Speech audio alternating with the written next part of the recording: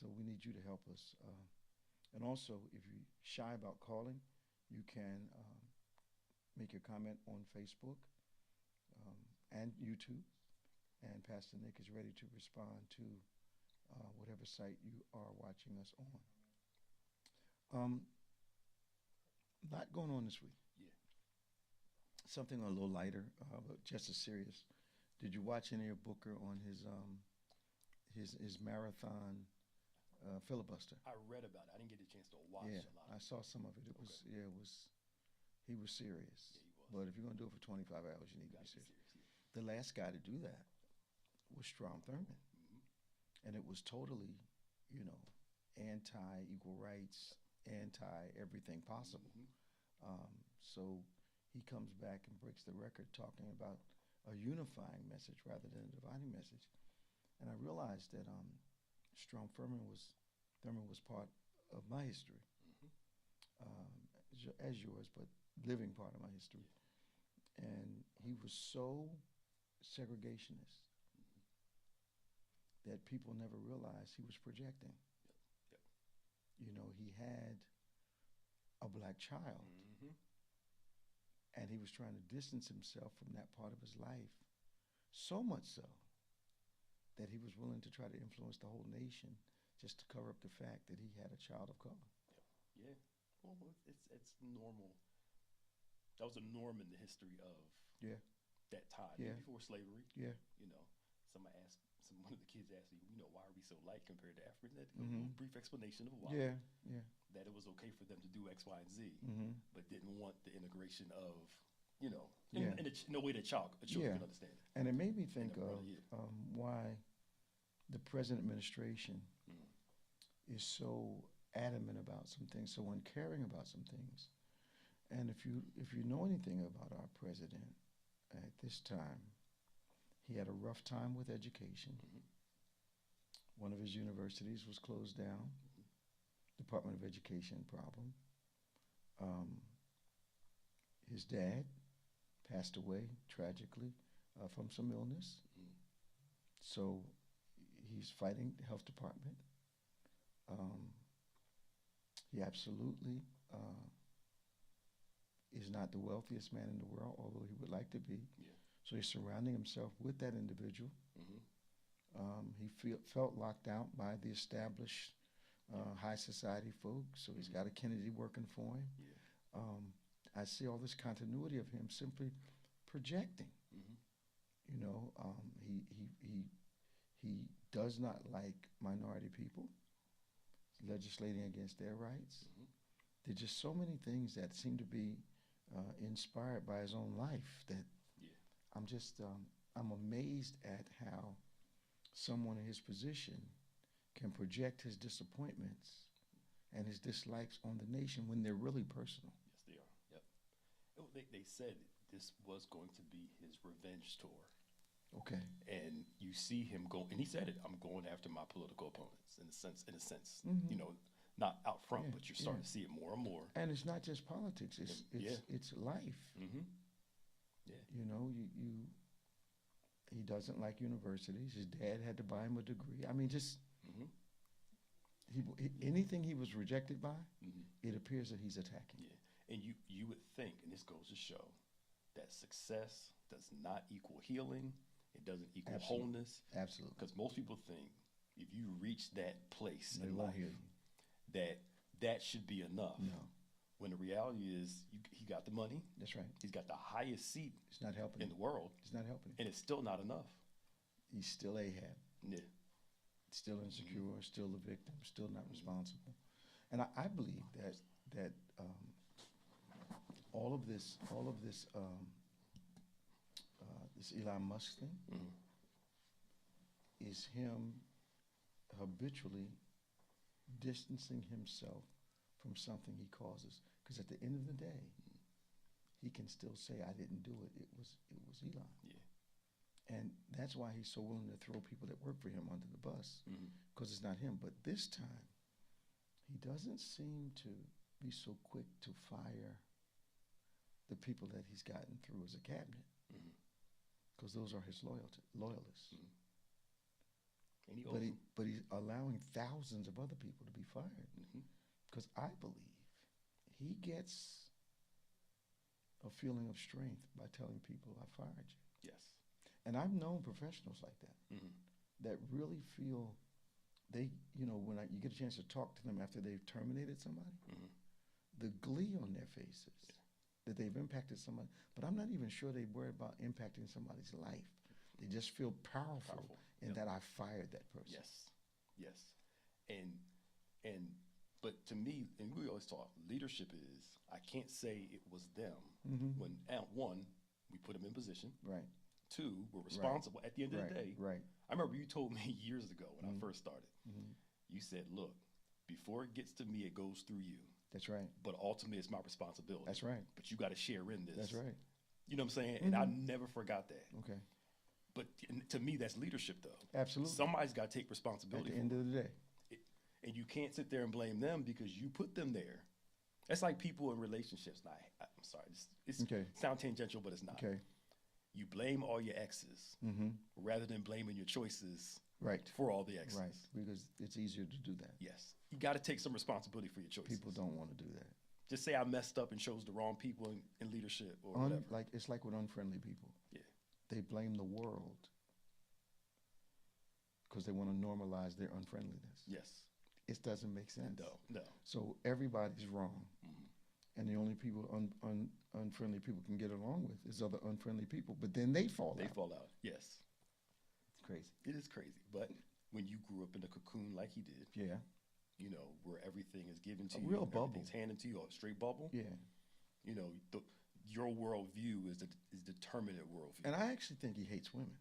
I wouldn't be surprised. And I think he hates them because he realizes that if he didn't have that money, they wouldn't be giving him the time of day. So underneath, he knows this. Yeah. You know, it's so everything that he seems to be attacking looks like it's similar to something that has rejected him in the past. Yes. And people who have issues like that with power is a dangerous combination. Absolutely. If they're not aware of their own issues. Absolutely. Try to guard other people from their issues. So what did you think of the this whole text chain thing? Oh, the war piece? I think it's like, to me, it's crazy. First off, why are you having those confidential conversations via text message? That's number one. Unbelievable. Right? That stuff should be in person or in a secure, you know, they got the best security. Come on. Or those the teleconferences you guys texting when we're going to drop bombs? Come on. Thank you. Come on. And then, first off, usually when you get a group text, before you respond, the first thing most people who are used to it, they look to see who's in the thread, to see who's there so I know how to respond or if I even should respond. Or people just trust who's in the loop. But here's the problem I have. How did the reporter get into contacts? That's what unless he's someone that you communicate with. So is the guy from the Atlantic the person that the guy that set up the text chain has been leaking information to? Is that, how did he get there? Yeah. Especially since he's an opponent of the administration that you're serving in. I wouldn't be surprised. Look, a reporter, a hated reporter, right, just happened to pop up in it, and they're making the most ridiculous excuses. Yeah.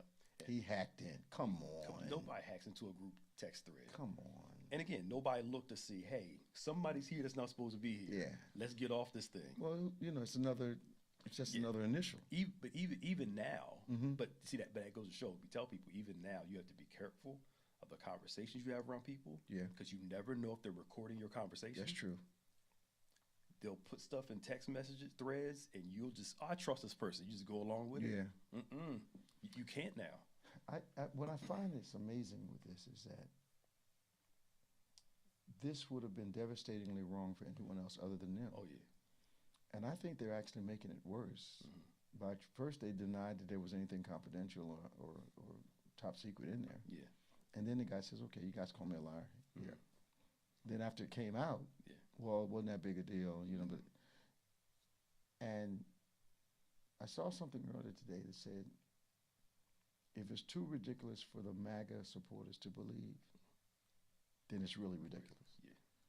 Because even the MAGA people are saying, why don't you just, your hair was on fire when you thought Mrs. Clinton had something. So if it was wrong then, why isn't it wrong now? Exactly. Okay.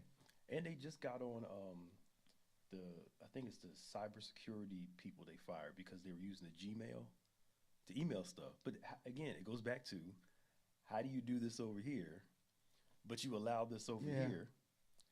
That, that's like us. I tell people our rules are across the board for everybody. Absolutely. Family, non-family. Absolutely. You got to be fair across the board. Absolutely. Because it's hypocritical to let this group get away with it and this group not. But that practice that you just outlined is more common than we like to think. Yeah, it is. There's a different set of rules for everybody, and it's not. We've got two callers, Scott from Vineland. We've got Tom from Fort Lauderdale. We'll be going to the phones in just a moment. You can give us a call. This is On Point, the #1 Saturday morning Christian-based call-in talk show in America, live every Saturday morning from 9 a.m. to 10 a.m. on any smart device at David G. Evans, the #1. We want you to like us, subscribe to us. Why don't you hit the notification bell and share, okay? Invite a couple people to join the conversation. We'd love to have you with us. It's amazing to me how you know what that lady said when Trump was in office the first time? And she started talking about alternate facts. Yes, yeah. Sometimes I wonder. Now we're in a discipline where your words really identify you. Is it my imagination, or when they are actually deceiving people, I usually see this glazed look in their eye, like, aren't they worried about embarrassing themselves? Are they under the pretense that they think the president's going to take care of them if they mess up? But he's not. He's not. He said he didn't know his lawyer. That's true. He did. Yep. That's true. That's true. And they had paperwork to prove he was doing these payments. That's why he went to jail. Come on.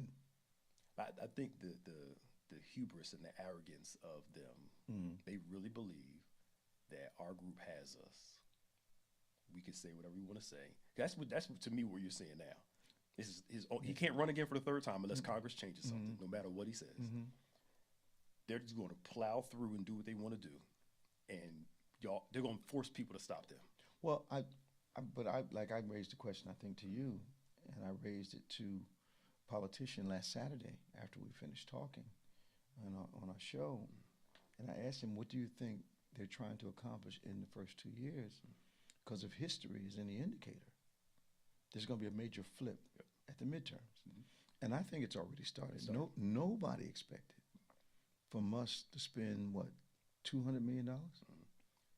And then Wisconsin still lost. Yeah, and then hand out $1 million checks to voters, and this woman lose. And I don't know how much money she didn't spend, but she didn't spend $200 million to get the seat. And it's the most expensive seat because of what he spent, not because of what she spent. Yep. And it didn't work. I think because you taught me, people tend to vote against their best interests. I think they still think we can do all this. Veterans, women, immigrants. We can do all these things to all these people, all this evil. Because I saw Elon Musk say he never does evil things to people the other day. I'm like, you don't think taking somebody's job just because you feel like it? But their mission in their mind justifies casualties. That's not somebody you want leading you. Not at all. If you're expendable. Yes. And that's the way they're looking at people. It is. Sorry, go ahead. No, just thousands of people out of work. Just like these tariffs. It's third grade math. It is. You charge people more for selling stuff to us, they're going to charge more for us to buy it. Absolutely. I mean, it's so simple. And now businesses that voted for him are going to have to upcharge. And what's the guy that's always ranting all the time? The investor. He's got the George Jefferson. You know what I'm talking about? MSNBC. Oh, okay. Him. He always yelling all the time. Kramer or something like that. He was on there. He said, I made a mistake voting for Trump. Because he said it? Yes, he said it. He said, I made a mistake supporting Trump's move with the tariffs. Because he supported it. He supported the tariffs. He It's said, third grade math. I know. And when them stocks start plunging. Now he's in trouble. Now it's like, oh, I think we messed up here. Until it impacts people personally, they tend not to care what happens to other people. Yes. And for them to say, hey, y'all, these tariffs are going to hurt you for a little while, but it's best for America. Working folk, not billionaires. It's easy for y'all to tell the regular folk that. Man. That's why they can get rid of health care. They got money to pay for health care. And when you're making a certain amount of money, you don't care about $9 eggs. You just go to the store and buy them. No, you sure don't. You make more than $9 a minute. Come on, man. But the average person. That's a lot of money. And you going to tell them you got to hold on? I hear they're up to $12 a dozen. Yeah, some places are crazy. But when they say it's going to be tough, they're not talking about themselves. Talking about them. Nope. Talking about the average American. Mm-hmm. But the tariff thing is just, it's bizarre. But our president has been a fan of this whole tariff mindset long before he got in office. Yep. But it doesn't make any sense. And why would he think that? Because he's not, like you said, he's not concerned about the price of eggs or price of a car. No. He's not concerned about that. I wonder, and then to be so arrogant, but our country has been arrogant in the past. Yeah. We think we can tell other people what to do in their countries, but they better not have anything to say about what we do in ours. Yeah. We can tell them, you shouldn't retaliate against an enemy, but we don't want you even breathing in our direction. Right, exactly. We're going to drop bombs on you. Mm-hmm. So we tend to have an arrogance that makes us above our own rules. Yeah. It's just. Because if I remember correctly, I'm going to look it up later to see. Yeah. I believe China holds a lot of our debt. Absolutely. So you're going to try to punish the people that you owe the most to? It makes no sense. Are you serious? It makes no sense. It's just but he's used to owing people and trying to skate off, though. Well, here's the thing. So, yeah. When has he ever had to when have the chickens come home to roost? We've seen him get off or buy his way out over and over again. I found out yesterday that our president, I wanted to know why he kept getting more and more money from these banks. Mm-hmm. Well, he would threaten the bank. Okay. He said, I'm going to let you finance this project. I'm going to let the whole project go if you don't give me more money. So the bank's looking at what they could lose totally. Yeah. And they lend him more money even though he was bankrupt. Why they lend the money in the first place? That's my question. Because name, okay. But when I was in banking, I sat on loan committee in all 3 of the top 10 banks I worked for in the world. Yeah. I worked for 3 of the top 10 banks in the world, and I sat on loan committee in all of those. One as an apprentice type of training guy, because I did the analysis for one of the top lenders in the bank, so he always took me to the committee with him so I could answer any questions that he might not be able to answer. Okay. The other 2, I was there as a vice president in one, and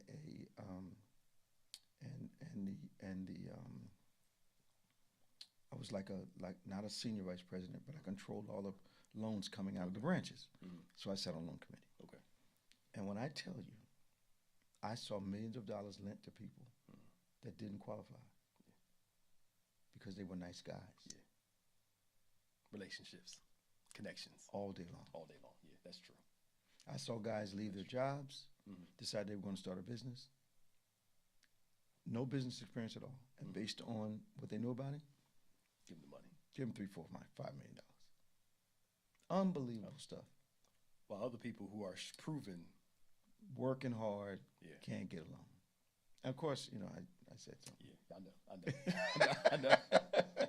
I know. 866-743-8267, 866-743-8267. This is On Point, the #1 Saturday morning Christian-based call-in talk show in America, live every Saturday morning from 9 a.m. to 10 a.m. Eastern Standard Time on any smart device at David G. Evans 1. Give us that thumbs up. Come on, become a part of this family. Hit that notification button. Subscribe to us. We need you to subscribe to us. hit that thumbs up, subscribe, hit that notification button, and then share this thing. We want everybody in the conversation. We've got Scott from Vineland, New Jersey. We've got Tom from Fort Lauderdale. We've got Kevin from Cedarville, New Jersey. Let's go to Scott. Hey, Scott, how you doing this morning? Hello, Scott. How you doing, Scott? Looks like they're having trouble getting Scott in. We'll keep talking, and hopefully they'll get that right for us. What's going on? Okay. Yeah. Yeah. Okay. Yeah. Right. Yeah. Okay. Yeah, absolutely. Yes. We're going to Tom on line 6. Good morning, Tom. Good morning, Tom.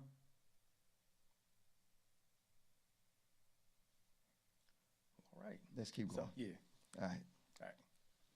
So it looks like Congress is going to work on some new legislation trying to limit the president's power to impose tariffs. Mm-hmm. Now, hello? Tom, is that you? How you doing, Bishop? All right, Tom. I'm glad you're there, man. Yeah. Hey, Pastor Nick, how you doing? I'm good. How you doing? What's happening in Florida this morning, man? Same old. But Bishop, you were talking about Senator Cory Booker earlier. Yes, sir. Your friend helped him out a lot. Who's my friend? Warnock. Who? Warnock? Did he? Yeah. Oh yeah, they jumped on Matthew. Yeah. Every time Booker was getting low, he had to look over and was hanging in there with him, and was like, give him some energy and speak for a minute to give him a little break. I didn't know you could so do that. He tag teamed with him a little bit. Yeah, I didn't know you could do that in a filibuster because the congressman, I believe, who's a veteran, female, from Hawaii, she kind of got in there and talked to him for a long time, and I thought they had to be absolutely uninterrupted, but you can have some dialogue with some people sitting in the gallery, obviously. And it was dialogue. He was still standing there, but the voice was going a little bit, and when they got into Matthew, it brought him right back, Wow. back to where he needed to be. I didn't know Pastor Warnock helped him out. I didn't hear that part. That was great. Yeah, it was pretty good. I thought he made his points very well. I'm glad he's the counter to the record, which was Strom Thurmond, and him and that divisive 24-hour conversation he had with the world. But I understand your governor is not that fond of Byron Donalds. I am hearing that now because he's going to run against his wife. Is that why? Is that why that's coming out?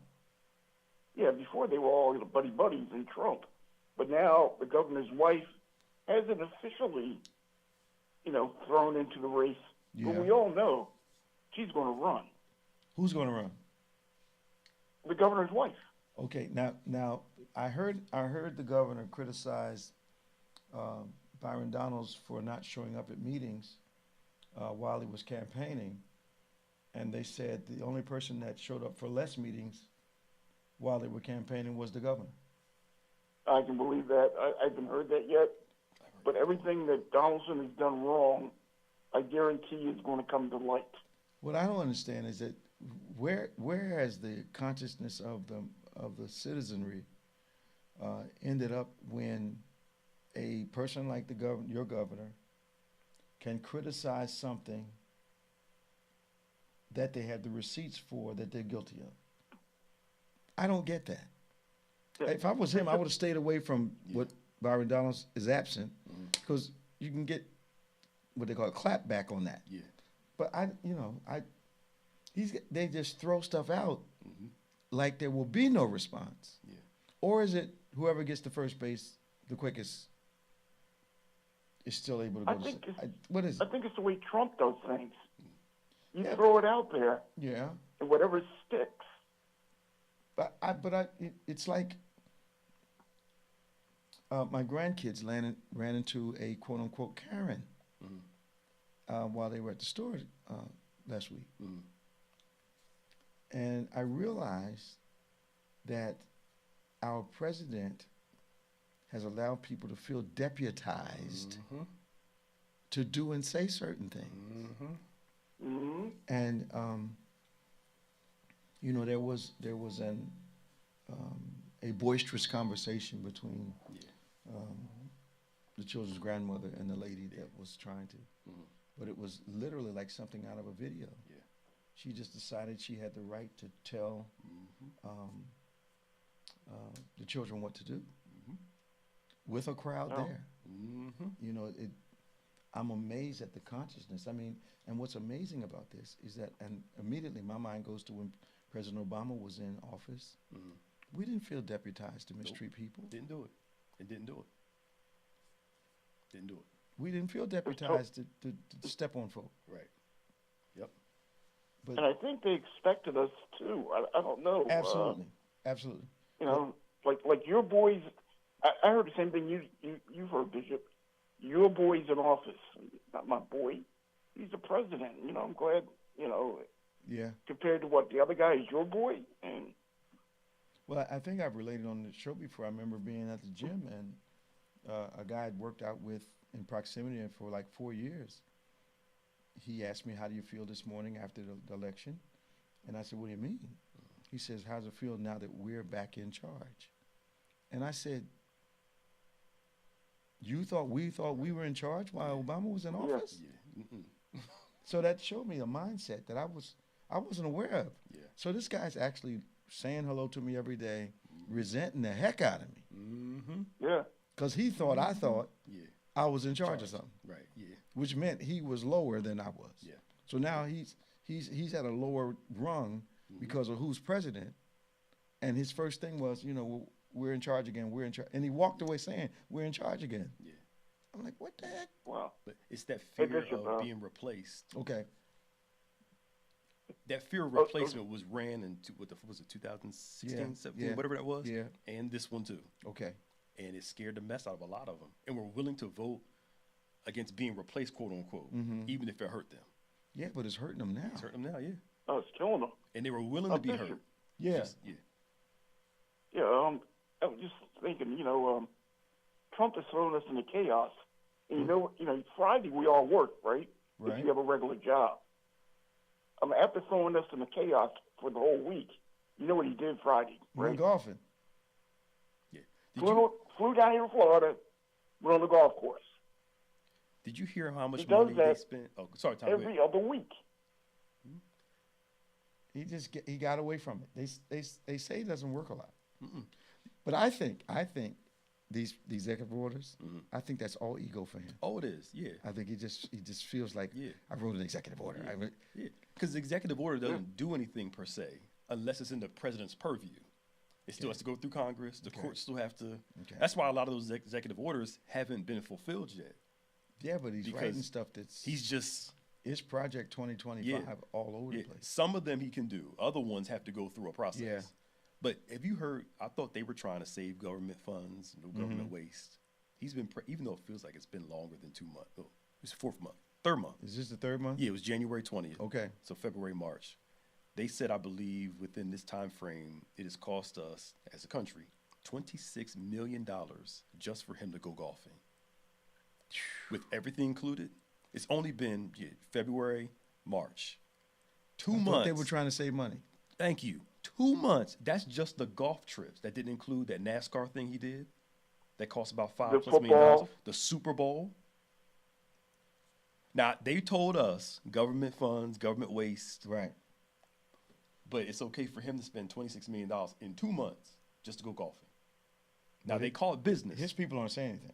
Of course they're not. No, but it's business for him because people are paying $5 million a piece to go have dinner with him. Exactly. I want to know what's on the menu. Thank you. Yeah. Thank you. $5 million? I want to know what they're serving.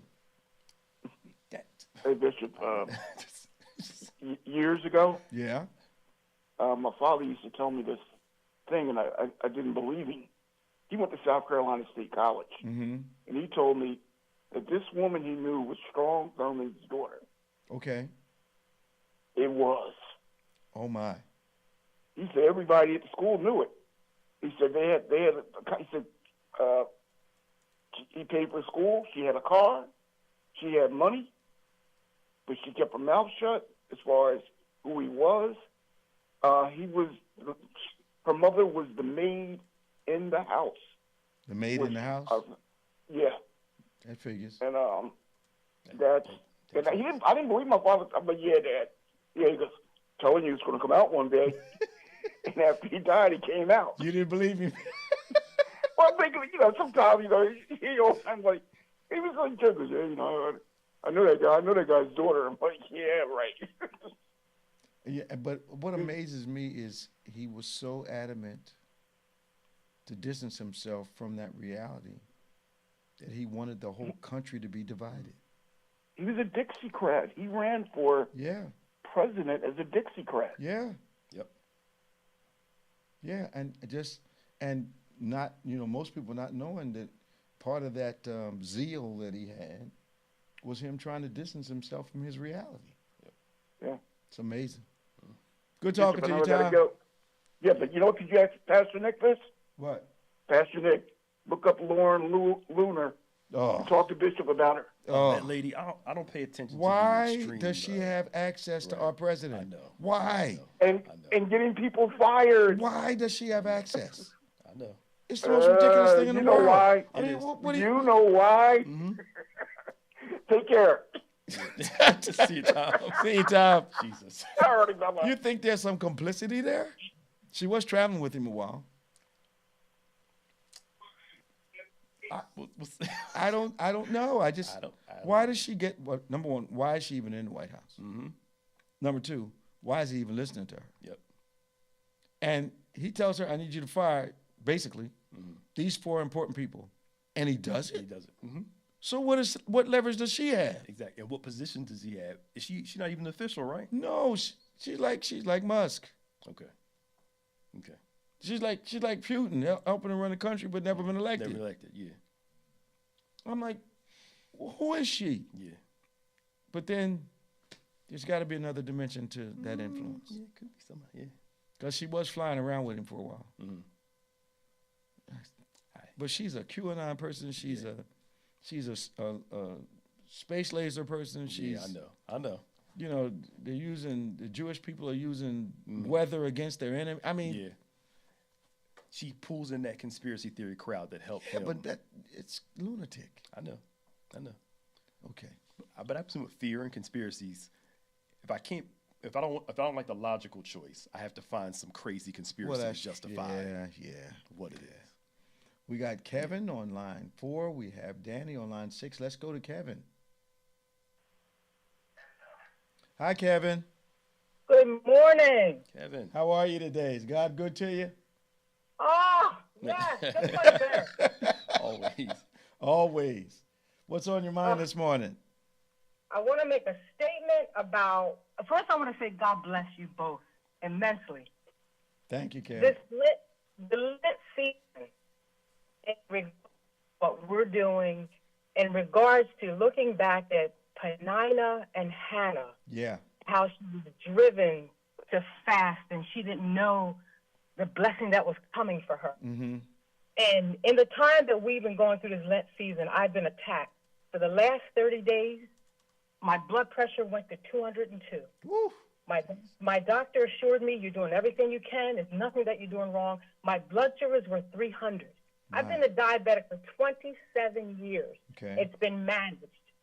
And I realized my praise is being attacked because after that, I had sciatica pain. I couldn't walk. My kids had to pick me up out of bed. I was visiting Ohio a couple of weeks ago, got back home. People had to come to my home, get me out of bed. It felt like anybody that knows about sciatica is just listening. Well, did you drive to Ohio? Kevin, did you drive to Ohio or did you fly? No, I always take the train. You took the train? I took the train, and I had an episode 5 days after I was there. My kids had to pick me up out of bed. That wasn't the devil. That was that train ride. It was a long train ride. Oh, God. That wasn't the devil. That was that train ride. That's right. That's why I was curious about how you got there, girl. You leave the devil out of that one. You were sitting too long. No, you didn't. You were sitting too long, girl. Let me tell you that wasn't the devil. Right. The pain was so bad, I couldn't clear my throat. I couldn't cough. I had to use a cane. But God was so awesome because my relationship with him, I had to call on him when nobody was there. Yeah. And so I said, God, this is stupid. I got to run on Sunday. I live to praise him. I live to praise him. So I went to a chiropractor. Every day they work with me, and it calls me with my diet. I had to watch my diet, of course. So some of the things I had to take away. So it caused me to remove things. But I realized when you love the Lord the way that we do, you have to look for the attack. It's coming. Yeah. When we choose to serve him, it's coming. So today is a good day. So now is your pressure down? My blood pressure is down. It looks great. My blood sugar is down. Your pain has been lessened also? Oh, God, yes. Okay. I'm coming to church. I couldn't come to church because I couldn't stand the ride. I couldn't ride for an hour. Of course not. I couldn't even drive 10 minutes. You rode all those hours on the train. That's why you couldn't. That's why you couldn't ride to church. Oh my God! No, he didn't. No, he didn't. Right. You know, all jokes aside, my first bout with sciatica was 34 years ago. I had it too. I understand. Oh, you understand it? Yeah, I understand. You can't put your foot down. You can't move. What? Yeah, I was crawling around on the floor. Yes, it felt like somebody put my legs on fire. I said, Lord, why? Yeah. I need to praise you. I can't be here. But in the midst of it, my trust grew more and more. And that pain from that sent my pressure up too. Okay. Yes. Yeah. So that wasn't the devil either. That was just sciatic. Yeah. Oh Lord. You know what? How's your children doing, Kev? Oh, everybody's doing well. Again, I'm a grandmother. He's 17 months old. Oh, Lord. He praises God and lifts his hands up. So my heart is blessed. I'm sure. Yeah. I'm sure. You ready for work? You ready for service tomorrow? Woo! Am I ready? Yeah, I haven't been to church for 3 weeks. Oh, my. Oh, wow. I knew I hadn't seen you running in front of me yet, but you're back on your feet, so I know you're going to take off. Oh, my God, I'm feeling wonderful. You hear me? So I just wanted to tell the both of you that I appreciate the teaching in Lent season and, how it is just it's grooming me, and I'm learning. But in the midst of it, I had a test. I went through with my health, and I had to, okay, Lord, all right, Lord, why do I have to have a test in the midst of Lent? Okay, come on. Let me ask you a question before you go, Kev. Has your prayer life been impacted by the series? Yes. Okay. My daughter is praying more. She said, she said, Mom, I used to get up in the morning and go to the gym. Now I get up and then go to the gym. Yes, not only my life, but the lives of my friends and the lives of just to watch my daughter. Oh, gosh, she's going to get me talking about it. But it's been a blessing to me. Great. When the lives have been changed that we're connected to. I'm glad to hear it. You're among many that are saying their prayer lives have shifted significantly. I got a call from one of our members last night, voicemail, and she was just saying she wanted to thank us for how her prayer life had been impacted and those of her children. And so the series is making a difference. Yeah. Yeah, it's making a difference. And the big thing I want you two to understand, when you teach us, we go and pollinate our family, our friends, and lives. It's not just us. I get excited on the phone. I know I'm loud, but I get so excited because I'm seeing the difference. Yeah. God bless you, daughter. Thank you. So I'll see y'all tomorrow. All right. See you in the morning. Bye-bye. See you, Kevin. Wow, that's Kevin. Great testimony. Some people, when they come to our church, they got a little setback because she takes off running around the sanctuary, but she has a testimony of being paralyzed at one time. Mm-hmm. And now she's fully able, and it's a great thing to see. Yeah, at liberty. I know that's right. This is On Point. We're going to Danny from Lauderhill, Florida.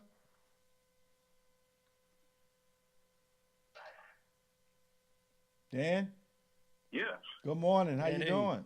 Good morning, Bishop, Pastor Nick. How y'all doing today? Morning. Doing great, man. Welcome to On Point. Okay, I just want to say congratulations. I'm looking at your setting, your new surroundings that you have. Yeah. Great job in this. Yeah. Moving on up. Media department did a wonderful job. Crystal likes setting up things, and very good. She's job. got us sitting in the midst of what looks like almost a living room. So it's working, and we're comfortable too. Yeah. A couple of things I want to say, and then I'll get on out of the way. Okay. Is that Pastor Nick, Bishop? I just want to ask you all a question. How did this whole thing start with the election and what have you? What started everything? One simple thing started, and you look at what's happening, what's going on. It all started over eggs. Over eggs. And which came to mind when I was a kid growing up. My grandmother used to send me to the store to buy things. Mm-hmm. And then when you came back, and Bishop probably could relate to this, is that they would question you. Well, how much did this cost? How much did that cost? You know? And then she would send me to get eggs and stuff like that. The explanation is, she said, how much did that cost? Why did you do this and that? And I would try to sometimes filibuster, you know, if I didn't have the correct answer. Mm-hmm. And she would ask me the question, what does it have to do with the price of eggs? Right. A lot now. Also, they would say, I didn't ask you for all that who shot John. There you go. Right. So now we look at things, what's happening with the stock market, everything that's going on. We ask the question, what does it have to do with the price of eggs? That was supposed to be a one-day change. I could do that in one day. I could change the price of eggs in one day. It hasn't happened. Mm-hmm. We haven't even addressed the issue yet. He was lying. Yeah, he did change the price of them. They went up. They went up, Yeah. Exactly. But something that I want to compliment you, the staff, the church, Pastor Nick, everyone on the thing, is that you do everything right on time. And I know that's all God sent, is that you take us to what we need to do. When you start talking about prayer, we needed that. Yeah. I can tell you that personally, that it means a lot. It's something that I have applied to my day-to-day life, in that I stop thinking about different things and getting worried over things. I don't panic. I pray. Absolutely. Don't panic. Just go ahead and pray. Mm-hmm. And something that I learned from you, Pastor Nick, is that you all technology inspired and what have you. Something that I learned is that I don't worry about email and stuff like that. I deal with knee-mail. It's the right mail. Right. Yeah, and I wait for my answer. That I communicate with that instead of getting on the internet and all this other stuff. Yeah. And stop panicking over things and praying about it. And it all works out.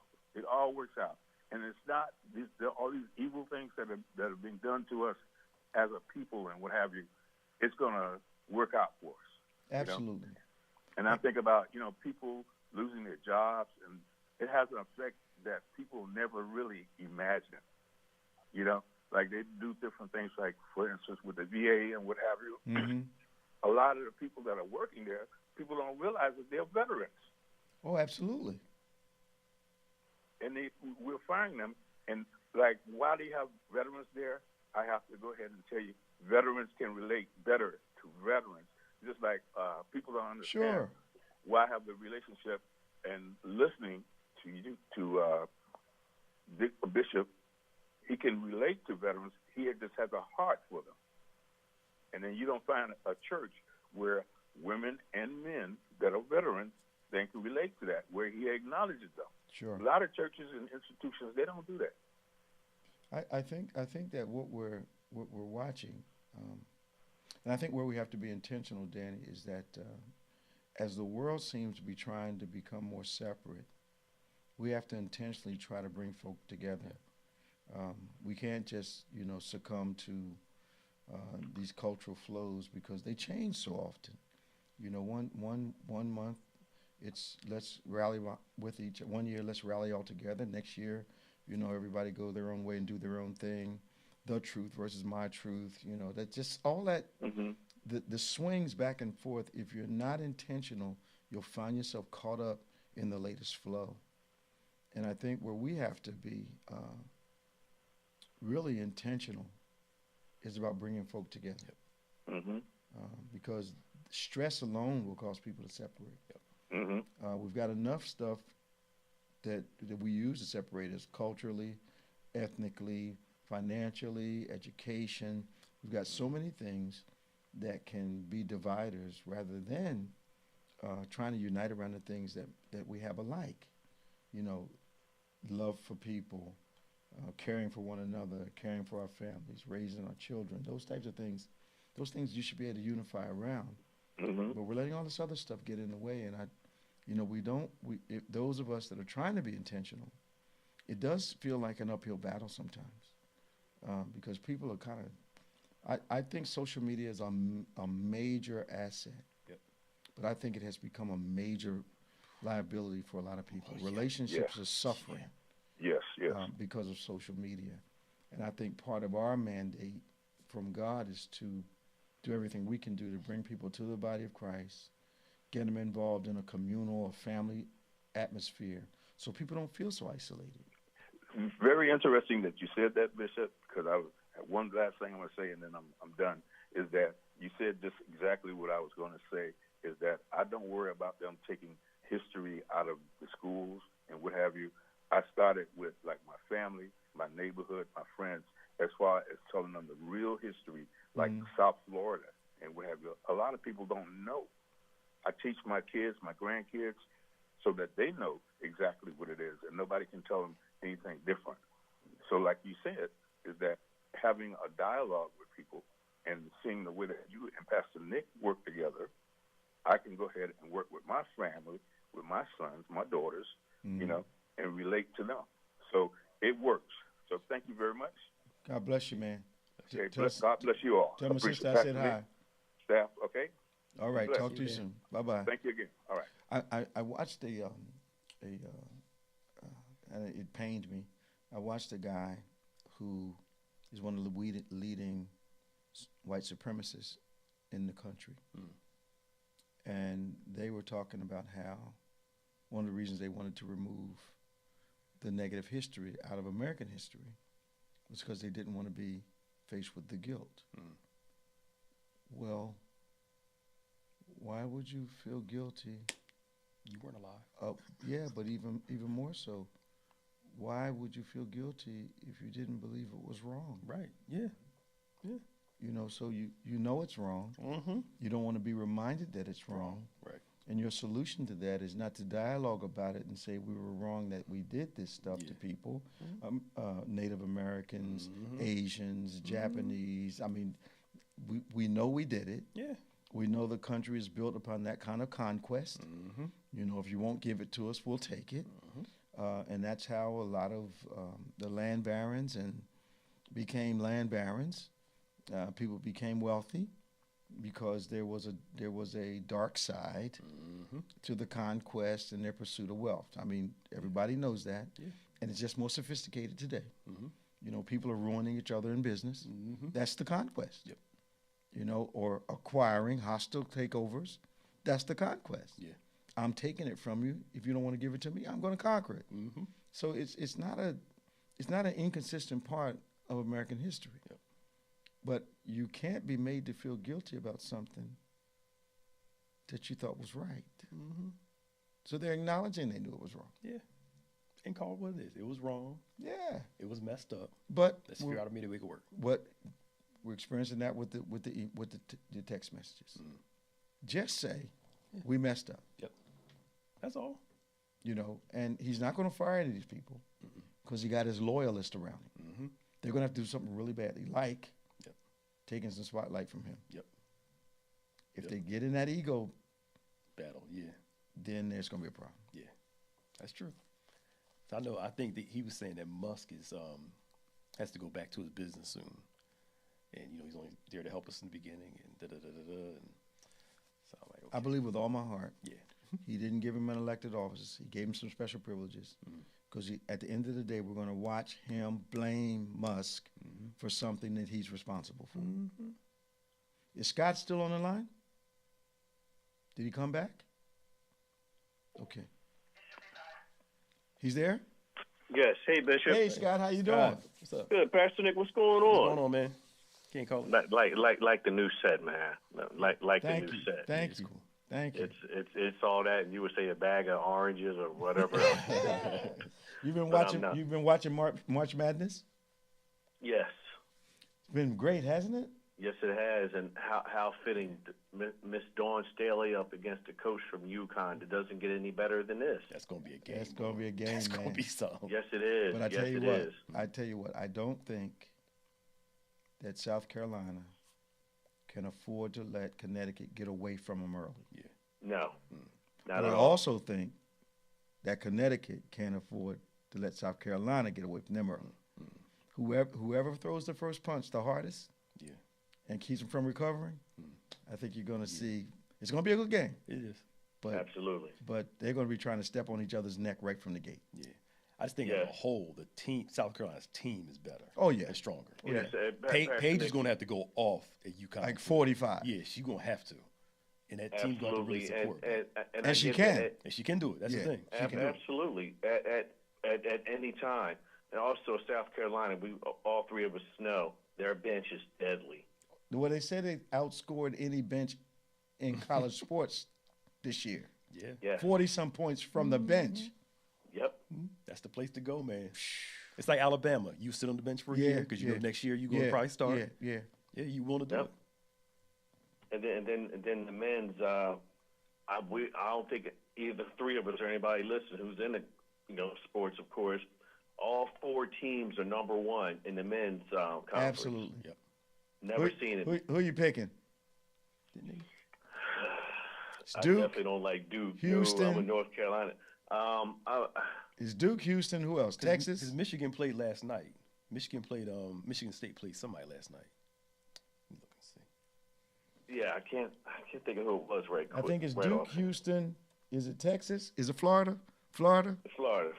Okay. Yeah. Florida, Auburn is today. Okay. Yeah. Well, actually, both Houston, Duke is right after tonight. So men's I Final gotta Four go is with tonight. Houston. Gotta go with Houston. Starting at 6. Yeah. Gotta go with Houston, but I want to see Houston do it, but that darn flag is a menace, man. Flag's a problem. Flag is nasty. Duke can always find those guys, man. Yeah, flag's a problem. Yeah. But Houston has a squad. But then you can't overlook Florida now. Those guys can play. Yep. Yeah, they can. And they got there Auburn for a reason. Auburn is it's the first time all 4 number ones made it. Yeah.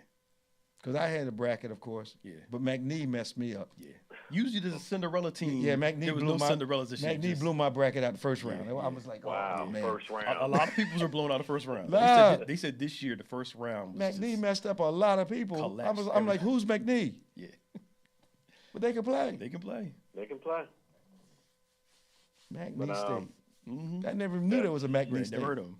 But they usually go pretty, at least to the second round usually. But yeah, they just.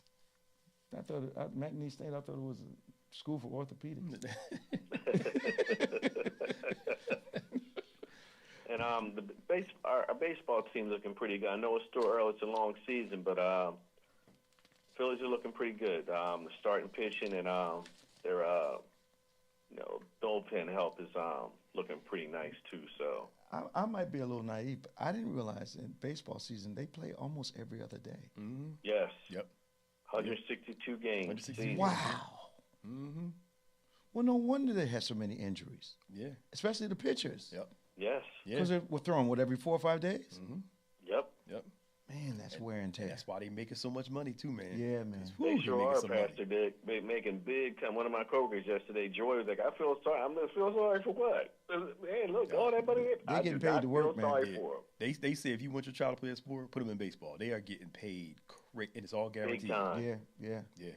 Scott, we got to go, man. Yes, sir. Nice sense of love. Tell I said hello. All right. Hi. Take care. Take it easy now. Bye-bye. See you. Well, this has been On Point. We want to invite you all out tomorrow. We have a full day. Our 8 a.m. service is virtual. 11 a.m. service is live. You don't want to miss it. We're in an incredible series. And at 6 o'clock, we have our communion celebration. We're baptized tomorrow night starting around 4:45. We want our candidates to be here by 4:45. We also have our new members orientation tomorrow at 5, the hour before communion, and then we all go into communion celebration together. We're looking for a tremendous time tomorrow. Our bookstore is open today. If you're anywhere in the area, you need some resources, we want you to stop by and see us. If you're interested in receiving any news updates, what we're doing, you can text BBC News to 28950. If you need some inspiration today or anytime during the week, BBC Elevate to 28950. We love praying with you. Send your prayer requests to prayer@gotobethany.com. That's prayer@gotobethany.com. We want you to subscribe to David G. Evans 1 and BBC of NJ on YouTube. David G. Evans 1, BBC of NJ on YouTube. Subscribe to those. We have podcast platforms, DGEM, DGEMS, and On Point. We also want to remind you, we released our latest book about the life of David. Just, if it hadn't been for Pastor Nick, I'd have missed the opportunity. But we showed the movie on Wednesday night, and we re-released our latest book that was going to be released before COVID, but that was the delay. So Elevate is the name of the latest book. You'll love it. It's the life of David in modern times. So Goliath and all the other people are in there. Join us tomorrow. We'd be glad to have you. For all our staff, Pastor Nick, remember, faith acts like a thing is so, even when it's not, so that it might be so. God bless you, and I want to see you tomorrow.